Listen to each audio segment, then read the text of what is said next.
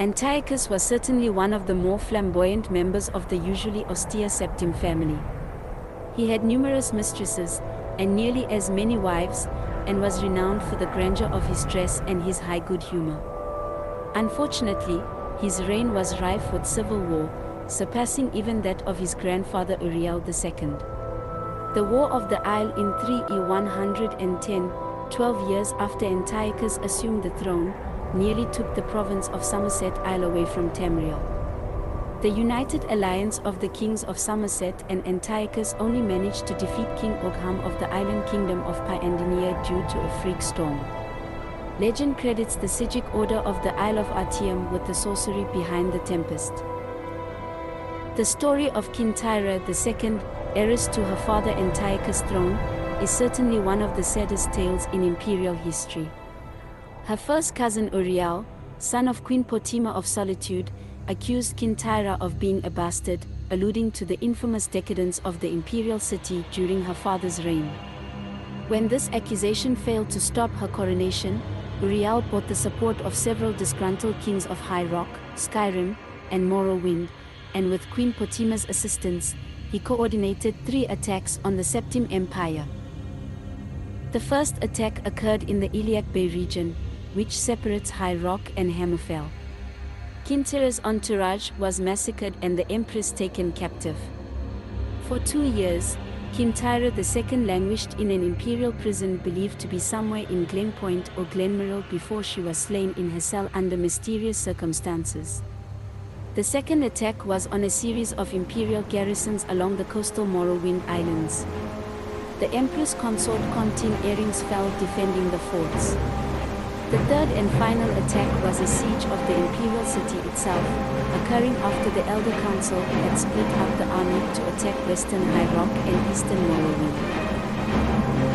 The weakened government had little defense against Uriel's determined aggression, and capitulated after only a fortnight of resistance. Uriel took the throne that same evening and proclaimed himself Uriel III, Emperor of Tamriel. The year was 3E121. Thus began the War of the Red Diamond. Kintyra's murder in Glenpoint while in captivity is considered by some to be the end of the pure strain of Septim blood in the imperial family. Certainly it marks the end of something significant. Uriel III not only proclaimed himself Emperor of Tamriel, but also Uriel Septim III, taking the eminent surname as a title. In truth, his surname was Mantiarco, from his father's line. In time, Uriel III was deposed and his crimes reviled, but the tradition of taking the name Septim as a title for the Emperor of Tamriel did not die with him. For 6 years, the War of the Red Diamond, which takes its name from the Septim family's famous badge, tore the empire apart. The combatants were the 3 surviving children of Pelagius Septim III, Potima, Sepphoris, Magnus, and their various offspring. Potima, of course, supported her son Uriel III, and had the combined support of all of Skyrim and northern Morrowind. With the efforts of Sepphoris and Magnus, however, the province of High Rock turned coat. The provinces of Hammerfell, Somerset Isle, Ballinwood, Elsewhere, and Black Marsh were divided in their loyalty, but most kings supported Sepphoris and Magnus. In 3E127, Uriel III was captured at the Battle of Ikadag in Hammerfell. En route to his trial in the imperial city, a mob overtook his prisoner's carriage and burned him alive within it. His captor and uncle continued on to the imperial city, and by common acclaim was proclaimed Sepphoris I, Emperor of Tamriel. Sepphoris' reign was marked by nothing but war. By all accounts, he was a kind and intelligent man, but what Tamriel needed was a great warrior, and he, fortunately, was that. It took an additional 10 years of constant warfare for him to defeat his sister Potima. The so-called Wolf Queen of Solitude, who died in the siege of her city-state in the year 137. Sepphoris survived his sister by only 3 years. He never had time during the war years to marry, so it was his brother, the 4th child of Pelagius Septim II, who assumed the throne. The Emperor Magnus was already elderly when he took up the imperial diadem, and the business of punishing the traitorous kings of the War of the Red Diamond drained much of his remaining strength.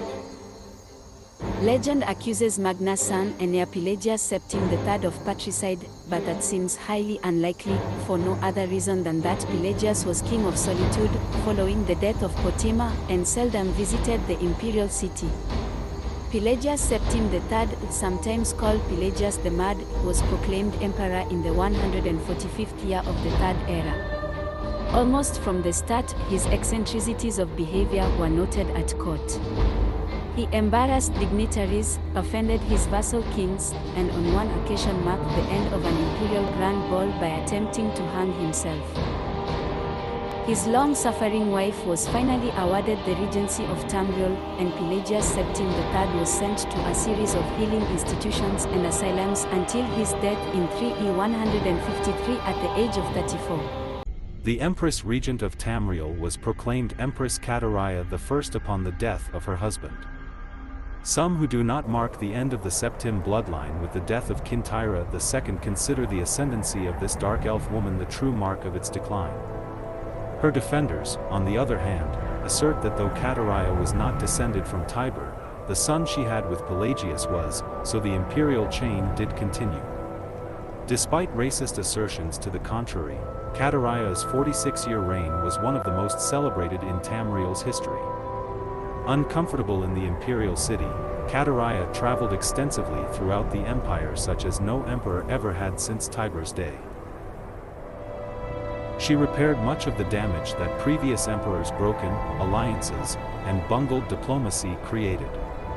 The people of Tamriel came to love their empress far more than the nobility did. Kataraya's death in a minor skirmish in Black Marsh is a favorite subject of conspiracy-minded historians. The sage Montelius' discovery, for instance, of a disenfranchised branch of the Septim family and their involvement with the skirmish was a revelation indeed.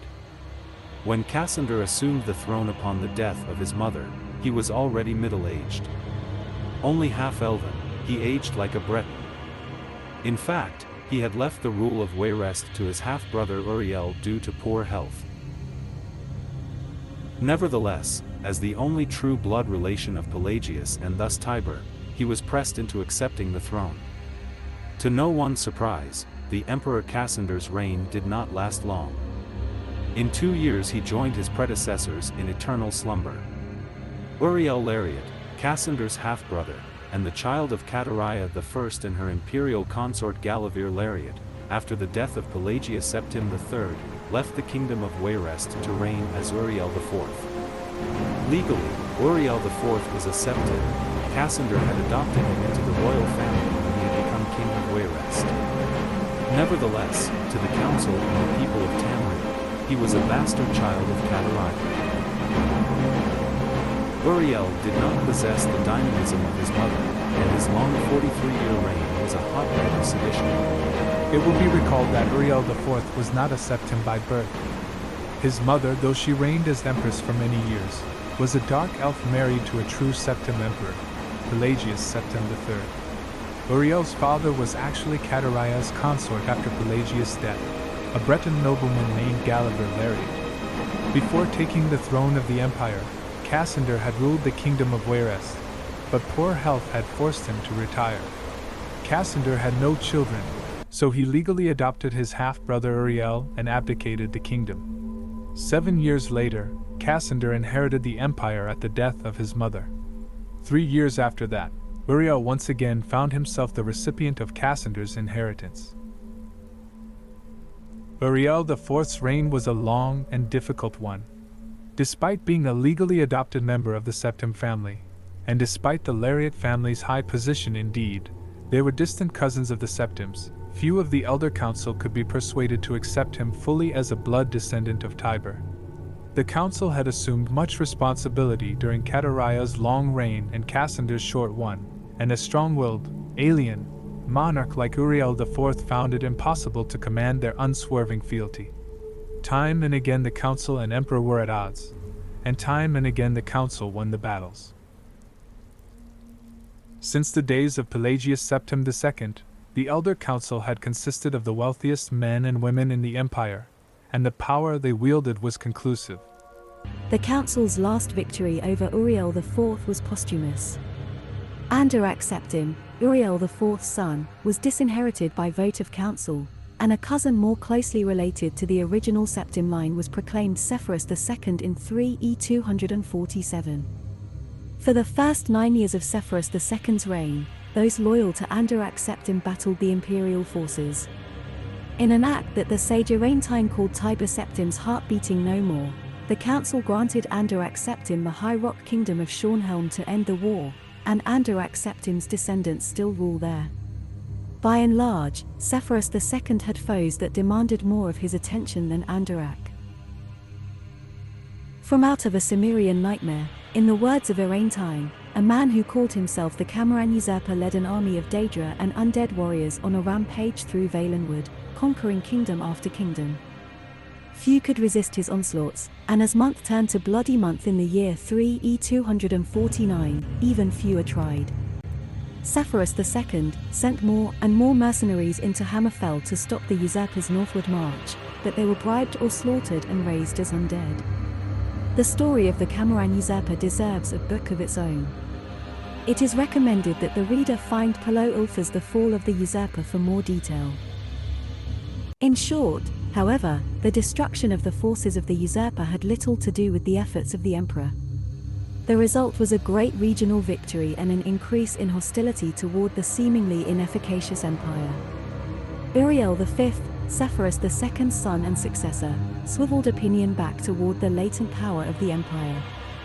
Turning the attention of Tamriel away from internal strife, Uriel V embarked on a series of invasions beginning almost from the moment he took the throne in 3E268. Uriel V conquered Roscrea in 271, Cathnaqui in 276, Innisli in 279, and Esroniet in 284. In 3E288, he embarked on his most ambitious enterprise, the invasion of the continent kingdom of Akavir. This ultimately proved a failure, for 2 years later, Uriel V was killed in Akavir on the battlefield of Ionith. Nevertheless, Uriel V holds a reputation second only to Tiber as one of the two great warrior emperors of Tamriel.